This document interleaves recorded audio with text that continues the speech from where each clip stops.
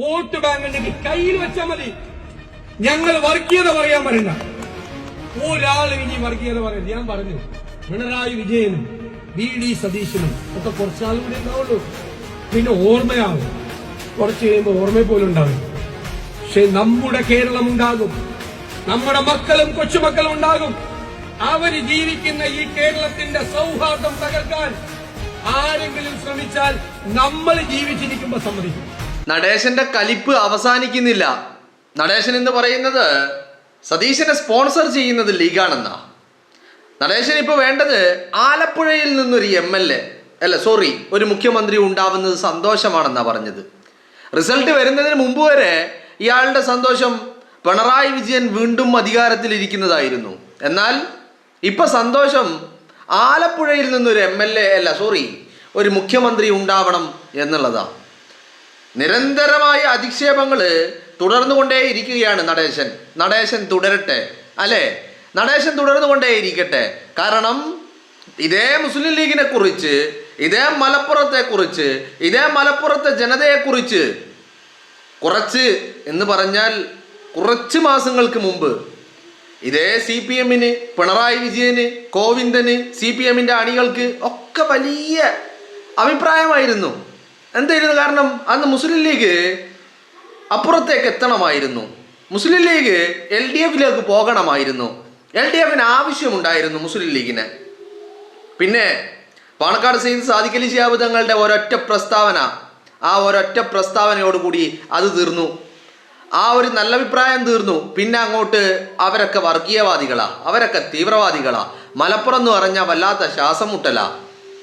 എന്താണെങ്കിലും ഈ ചാപ്പകുത്തലിനൊക്കെ മലപ്പുറം അടിച്ചങ്ങ് കൊടുത്തു. 16-ൽ 16 അങ്ങ് UDF-ന്റെ കൈകളിൽ കൊടുത്തു, അല്ലേ? അതല്ലേ ഏറ്റവും വലിയ മറുപടി എന്ന് പറഞ്ഞാൽ മാസ് മറുപടി എന്നൊക്കെ പറയുന്നത് അതല്ലേ? ഇപ്പൊ എന്താ പ്രശ്നം? സതീശൻ മുഖ്യമന്ത്രി കസേരയിലേക്ക് വരുന്നതിനെ വല്ലാതെ ഭയപ്പെടുന്നുണ്ട് പലരും എന്നുള്ളതാണ്. വല്ലാതെ ഭയപ്പെടുന്നുണ്ട്. ആ ഭയം തന്നെയാണ് ഇവരെയൊക്കെ വേട്ടയാടിക്കൊണ്ടിരിക്കുന്ന കാര്യം എന്ന് പറയുന്നത്. ആ ഭയമാണ് ഇവരെ എല്ലാവരെയും വേട്ടയാടിക്കൊണ്ടിരിക്കുന്നത്. അപ്പോൾ ലീഗ് കൃത്യമായിട്ട് ജനങ്ങളുടെ വികാരത്തിനൊപ്പം നിന്നുകൊണ്ട് അവരുടെ തീരുമാനങ്ങൾ എടുത്തിട്ട് ആ തീരുമാനം ഹൈക്കമാൻഡിനെയും കോൺഗ്രസിനെയും UDF-നെയും ഒക്കെ അറിയിക്കുകയാണ്. ആ തീരുമാനം മറ്റൊന്നുമല്ല, ആ തീരുമാനം സതീശനാണ്. അപ്പം ഇത് വല്ലാതെ പലരിലും ഇത് വേറൊന്നല്ലെന്നേ. ഭയം എന്നൊക്കെ പറഞ്ഞാൽ ഇത് ചില്ലറ ഭയമൊന്നല്ല. ഇതിൻ്റെയൊക്കെ പിന്നിലെ ഭയം എന്ന് പറഞ്ഞു കഴിഞ്ഞാൽ കൃത്യമായിട്ട് സതീശൻ കസേരയിൽ എത്തിക്കഴിഞ്ഞാൽ പിന്നീട് അങ്ങോട്ട് ഇമ്മ വരയ്ക്കേണ്ടി വരും. പല ആളുകളും മൂക്ക് കൊണ്ട് ഇമ്മ വരയ്ക്കേണ്ടി വരും. അപ്പോൾ എന്താ പ്രശ്നം ഇവിടെ? സതീശന് കാരണം ലീഗിൻ്റെ നിലപാട് എന്ന് പറയുന്നത് അത് കണ്ടില്ല കേട്ടില്ല എന്നങ്ങോട്ട് തള്ളി മാറ്റി വെച്ചിട്ട് ഈ മുഖ്യമന്ത്രിയുടെ കാര്യത്തിൽ ഒരു തീരുമാനമെടുക്കാൻ കഴിയില്ല. കാരണം UDF-ലെ രണ്ടാമത്തെ കക്ഷിയാണ്, വളരെ സുപ്രധാനമായ പങ്ക് വഹിച്ച കക്ഷിയാണ്. അപ്പം ലീഗിൻ്റെ നിലപാട് കൂടി കണക്കിലെടുക്കേണ്ടി വരും, അത് ചെവികൊള്ളേണ്ടി വരും. അത് തന്നെയാണ് പ്രശ്നം. അപ്പോൾ അവിടെയാണ് ഈ തരത്തിലുള്ള ഭയങ്ങൾ പൊട്ടിമുളക്കുന്നത്. കാരണം ലീഗിൻ്റെ നിലപാട് നോക്കുമ്പോൾ സതീശൻ തന്നെയാണ് കസേരയിലേക്ക് വരാൻ പോകുന്നത്. മനസ്സിലായില്ലേ? സതീശൻ വരാൻ പോകുന്നത് ഇത് ഇന്ന് വൈകുന്നേരത്തോടു കൂടി തീരുന്ന ഏർപ്പാടാണ്. ഇതൊക്കെ ഇന്ന് വൈകുന്നേരം വരെ സമയമുള്ളൂ. മനസ്സിലായില്ലേ? വൈകുന്നേരം കഴിഞ്ഞു കഴിഞ്ഞാൽ പിന്നെ ഇതിനൊന്നും യാതൊരുവിധ സ്ഥാനവുമില്ല. അപ്പം പലർക്കും പല രീതിയിലുള്ള ഭയങ്ങളാണ്. ആ ഭയമാണ് നടേശനെ പോലെയുള്ള ആളുകളെ ഇങ്ങനെ ഉള്ളിൻ്റെ ഉള്ളിൽ വലിയ ബുദ്ധിമുട്ടാണ്. കാരണം എന്താ? സതീശൻ വന്നു കഴിഞ്ഞാൽ മാനേജ് ചെയ്യാൻ പറ്റില്ല, ഒരു രീതിയിലും മാനേജ് ചെയ്യാൻ പറ്റില്ല എന്ന് പറഞ്ഞാൽ സതീശനെ മാനേജ് ചെയ്യാനല്ല, പിന്നെ അതിൻ്റെ കോൺസിക്വൻസസ് ഉണ്ട്. ഇതിൻ്റെ ആഫ്റ്റർ എഫക്റ്റ് ഉണ്ട്. ഒരു പ്രതിഫലനം, ഒരു ചലനം ഉണ്ടാകും സതീശൻ വന്നു കഴിഞ്ഞാൽ. അത് ആ കോൺസിക്വൻസസ് അത് മീറ്റ് ചെയ്യാൻ വലിയ ബുദ്ധിമുട്ടാണ്, അതിനെ മാനേജ് ചെയ്യാൻ വലിയ ബുദ്ധിമുട്ടാണ്. അത് തന്നെയാണ് നടേശൻ്റെ ഒക്കെ ഭയം. കാരണം ഇത്രയും കാലം പിണറായി വിജയന് ഓശാന പാടി വിജയൻ നടത്തിയ അഡ്ജസ്റ്റ്മെന്റിലൂടെ മുന്നോട്ട് പോയിക്കൊണ്ടിരിക്കുക. സതീശൻ ആ കസേരയിലേക്ക് വന്നാലോ എല്ലാം ക്ലോസ് ആകും. പിന്നെ ഒരു വഴിയുമില്ല, മുന്നിൽ വഴിമുട്ടി നിൽക്കേണ്ടി വരുമെന്നുള്ളത് നടേശനെ പോലെയുള്ള തീവ്രവാദികൾക്കും വർഗീയവാദികൾക്കും നല്ല ബോധ്യ. ആ ബോധ്യം തന്നെയാണ് നടേശനെയും കൂട്ടരെയും വല്ലാതെ അലട്ടുന്ന കാര്യമെന്ന് പറയുന്നത്. മനസ്സിലായില്ലേ? അത് അവിടെ നിന്നാണ് ഈ ഈ പറയുന്ന ഭയങ്ങളുടെ തുടക്കം. കാരണം റിസൾട്ട് എണ്ണിക്കഴിഞ്ഞ് പിന്നെ ഒരു റിസൾട്ട് എന്നല്ല, തെരഞ്ഞെടുപ്പ് പ്രഖ്യാപിച്ചതിൽ പിന്നെ ഉറങ്ങിയിട്ടില്ല. അപ്പോഴും റിസൾട്ട് വരുന്നവരെ എന്നുള്ള ഒരു ചിന്തയുണ്ടായിരുന്നു. റിസൾട്ട് വന്നു കഴിഞ്ഞപ്പോൾ പിന്നെ യാതൊരുവിധ ഹോപ്പുമില്ല, പ്രതീക്ഷകൾ അത്രയും അസ്തമിച്ചു. പിന്നെന്താ ഉള്ളത്? ഇനിയോ പ്രതീക്ഷയില്ല എന്ന് മാത്രമല്ല, ഉള്ളിൻ്റെ ഉള്ളിൽ ആദ്യ തീയാണ്, ആളിക്കത്തുകയാ ഭയം. അത് വല്ലാതെ വേട്ടയാടിക്കൊണ്ടിരിക്കുക നടേശനെ പോലെയുള്ള ആളുകൾ. മനസ്സിലായില്ലേ? അപ്പോൾ നടേശൻ അതിൻ്റെ ഇടയിൽ ഒരു തിരിച്ചു വെക്കുക. ഇപ്പം എന്താ പറയുന്നത്? ആലപ്പുഴയിൽ നിന്നുള്ള ഒരാൾ മുഖ്യമന്ത്രിയാകണം. അപ്പോൾ ഉപതെരഞ്ഞെടുപ്പ് വന്നാലൊന്നും പ്രശ്നമില്ല. എന്താ പ്രശ്നമില്ല എന്ന് പറയാൻ കാരണം UDF ഇത്രയും വലിയ വിജയം ഉണ്ടാക്കിയ UDF അതൊന്നും പ്രശ്നമില്ല. നടേശനെ സംബന്ധിച്ചിടത്തോളം എന്താ വേണ്ടേ? നടേശനെ സംബന്ധിച്ചിടത്തോളം സംഘ് പരിവാറിന് ഒരു ഒരു ഒരു ഒരു എന്തെങ്കിലും അനുകൂലമാകുന്ന രീതിയിലുള്ള എന്തെങ്കിലും ഒരു ചലനത്തിന് വേണ്ടിയാണ് നടേശൻ കാത്തിരുന്നുകൊണ്ടിരിക്കുന്നത്. മനസ്സിലായില്ലേ? അപ്പോൾ പറഞ്ഞു വരുന്നത് മറ്റൊന്നുമല്ല, പറഞ്ഞു വരുന്നത് നടേശൻ്റെ ഉള്ളിലുള്ള ഭയം. ആ ഭയമാണ്. പക്ഷേ ആ ഭയം നടേശനം കൊണ്ടേ പോകുള്ളൂ. അല്ലാതെ സതീശൻ മുഖ്യമന്ത്രി കസേരയിൽ ഇരിക്കില്ല എന്ന് നടേശൻ വിശ്വസിക്കുന്നില്ല. സതീശൻ മുഖ്യമന്ത്രി കസേരയിൽ തന്നെ വരും എന്നുള്ള, സതീശൻ തന്നെ വരും എന്നുള്ളത് തന്നെയാണ് നടേശൻ്റെ വിശ്വാസം എന്ന് പറയുന്നത്. അതാണ് ഇത്രമാത്രം കുരുപൊട്ടുന്നത്. മനസ്സിലായില്ലേ? വളരെ കൃത്യമായിട്ട് ലീഗ് അഭിപ്രായം പറഞ്ഞു കഴിഞ്ഞാൽ ആ അഭിപ്രായം ചെവി കൊള്ളാതെ മുന്നോട്ട് പോകാൻ കഴിയില്ല. സ്വാഭാവികമായിട്ടും കേൾക്കേണ്ടി വരും. കാരണം എന്താ? ടീം UDF ആണ്. അവിടെ ആ UDF ഉള്ള എല്ലാവരുടെയും അഭിപ്രായം മാനിക്കേണ്ടി വരും അല്ലേ? എന്നിട്ട് ഒരു പൊതു അഭിപ്രായം എടുക്കേണ്ടി വരും സ്വാഭാവികമായിട്ടും. അതിൽ പ്രത്യേകിച്ചും UDF ലീഗിൻ്റെയും മാത്രം അഭിപ്രായം എന്നല്ല, ജനവികാരം എന്ന് പറയുന്ന ഒന്നുണ്ടല്ലോ. ഇത്രയും വലിയ ഒരു വിജയം സമ്മാനിച്ചതിൽ ജനവികാരം എന്നൊന്ന് പറയുന്ന ഒന്നുണ്ടല്ലോ. ആ ജനവികാരം മാനിക്കാതെ മുന്നോട്ട് പോകാൻ കഴിയൂല. മനസ്സിലായില്ലേ? അത് തന്നെയാണ് പ്രശ്നം.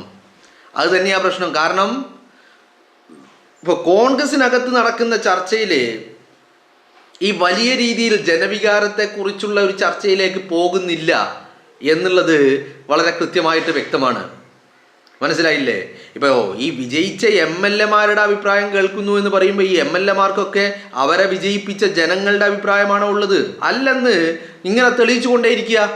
കാരണം കോൺഗ്രസിൻ്റെ MLA-മാരോട് സാധാരണക്കാരായ ആളുകൾ ഫോൺ വിളിച്ചു വരെ പറയാ, നിങ്ങളെ വിജയിപ്പിച്ചത് സതീശനെ മുഖ്യമന്ത്രി കസേരയിൽ ഇരിക്കുന്നത് കാണാൻ വേണ്ടിയിട്ടാ. ആ നിങ്ങൾ സതീശനെ പിന്തുണക്കണം, സതീശന് വേണ്ടി നിങ്ങൾ കൈപൊന്തിക്കണം എന്ന് ജനം വിളിച്ചു പറയാ. ഇന്നിപ്പോൾ നമ്മൾ രാവിലെ മുതൽ സോഷ്യൽ മീഡിയയിൽ കണ്ടുകൊണ്ടിരിക്കുക. കോൺഗ്രസിൻ്റെ MLA-മാർക്ക് മുന്നിൽ വലിയ ഒരു സമ്മർദ്ദം, വോട്ട് ചെയ്ത ആളുകൾ ആ സമ്മർദ്ദം അവരുടെ പ്രതിനിധിയെ അവരറിയിച്ചു കൊണ്ടിരിക്കുക. ജനപ്രതിനിധിയാണല്ലോ, ജനങ്ങളുടെ പ്രതിനിധിയാണല്ലോ, ജനങ്ങളുടെ വികാരങ്ങളുടെ പ്രതിനിധി ആവണമല്ലോ. തീർച്ചയായിട്ടും അതുണ്ടാവും. അത് തള്ളിമാറ്റി പോയി കഴിഞ്ഞാൽ വലിയ ഭവിഷ്യത്ത് നേരിടേണ്ടി വരുമെന്നുള്ളതാണ്. ഒരു പക്ഷേ ഈ തെരഞ്ഞെടുക്കപ്പെട്ട പ്രതിനിധികൾ അടക്കം അതിൻ്റെ ഭവിഷ്യത്തുകൾ സഹിക്കേണ്ടി വരുമെന്നുള്ള കാര്യത്തിൽ ഒരു തർക്കവുമില്ല എന്നുള്ളതാണ് മനസ്സിലാക്കാൻ സാധിക്കുന്നത് അല്ലേ? അപ്പോൾ കൃത്യമായിട്ട് ഞാൻ പറഞ്ഞു വെക്കുന്നത് മറ്റൊന്നുമില്ല, സതീശൻ കസേരയിലെത്തുന്നതിനെ ഭയക്കുന്ന ഒരുപാടധികം ആളുകളുണ്ട്. RSSന് ഭയമാണ്, SDPIക്ക് ഭയമാണ്, CPM-ന് ഭയമാണ്, പിണറായി വിജയന് ഭയമാണ്, വെള്ളാപ്പള്ളി നടേശന് ഭയമാണ്, സുകുമാരൻ നായർക്ക് ഭയമാണ്, കാന്തപുരത്തിന് ഭയമാണ്. അങ്ങനെ ഭയം വേട്ടയാടുന്ന ഒരുപാട് ആളുകളുണ്ട്. എന്നാലോ സതീശൻ ആ കസേരയിലേക്ക് വരണമെന്ന് ആഗ്രഹിക്കുന്നവരോ അത് കേരളത്തിൻ്റെ പൊതുസമൂഹമാണ്. ഇവരൊക്കെ മാറ്റി നിർത്തപ്പെടേണ്ടവരാ, ഇവരൊക്കെ അതിൽ നിന്ന് മാറ്റി നിർത്തപ്പെടേണ്ടതാ. ഇവിടുത്തെ ബഹുഭൂരിപക്ഷം ജനത്തിനും അങ്ങനെ ഒരു അഭിപ്രായമാണുള്ളത്. ആ അഭിപ്രായം നടപ്പിലാകുക തന്നെ ചെയ്യും. ആരൊക്കെ ഭയപ്പെട്ടാലും ശരി, ആരൊക്കെ സ്വീകരിച്ചാലും ശരി, ഇത് ജനമാണ്, ജനാഭിപ്രായമാണ്.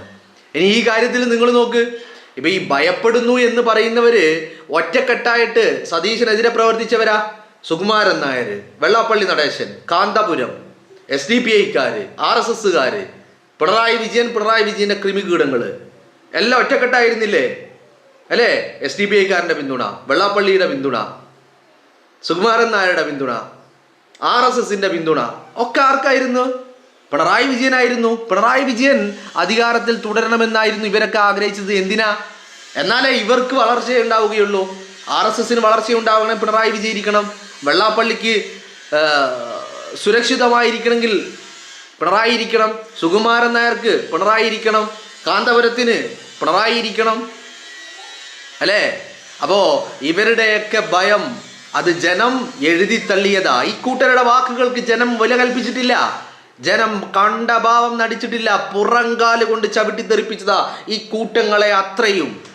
ഈ തെരഞ്ഞെടുപ്പ് കാലഘട്ടത്തിൽ ഇടത് കൈയിൽ RSSനെയും വലത് കൈയില് SDPI-യെയും, ഇടത്തെ തോളില് സുകുമാരൻ നായർ, വലത്തെ തോളില് വെള്ളാപ്പള്ളി നടേശൻ, തലക്ക് മുകളില് കാന്തപുരം, എല്ലാത്തിനെയും തളിത്തെറിപ്പിച്ചു. ഇവരെയൊക്കെ പേറിക്കൊണ്ട് നടന്ന പിണറായി വിജയനെയും ജനം പുറങ്കാല് കൊണ്ട് തഴുത്തി തെറിപ്പിച്ചു. സതീശന്റെ നിലപാടുകൾക്കായിരുന്നു വോട്ട് എന്നുള്ളത് കോൺഗ്രസ് നേതൃത്വം മറക്കണ്ട. ആ മനുഷ്യന് വേണ്ടിയിട്ട് പ്രായഭേദമന്യേ, ജാതി മതഭേദമന്യേ, വിശ്വാസങ്ങൾക്കപ്പുറം നിന്നുകൊണ്ട് ആ മനുഷ്യന് വേണ്ടി ജനം മുറവിളി കൂട്ടുന്നുണ്ടെങ്കിൽ കോൺഗ്രസ്സുകാരാ, നിങ്ങൾക്ക് ഇത്രമാത്രം ആലോചിച്ച് സമയം കളയേണ്ട ആവശ്യമില്ല. വളരെ കൃത്യമായിട്ട് 10 മിനിറ്റിൽ തീർക്കാവുന്ന കാര്യമേ ഉള്ളൂ. അത് സതീശനാണ് എന്നുള്ള ഒരൊറ്റ പ്രഖ്യാപനം കൊണ്ട് തീരുന്നതാണ്. മനസ്സിലായില്ലേ? വളരെ കൃത്യമാണ് കാര്യങ്ങൾ. അപ്പൊ പറഞ്ഞു വരുന്നത്, നടേശന്റെയൊക്കെ കുരു നന്നായിട്ട് പൊട്ടുന്നുണ്ട്. പൊട്ടട്ടെ, അങ്ങനെ പൊട്ടട്ടെ, പൊട്ടട്ടെ, എങ്ങനെ പൊട്ടട്ടെ.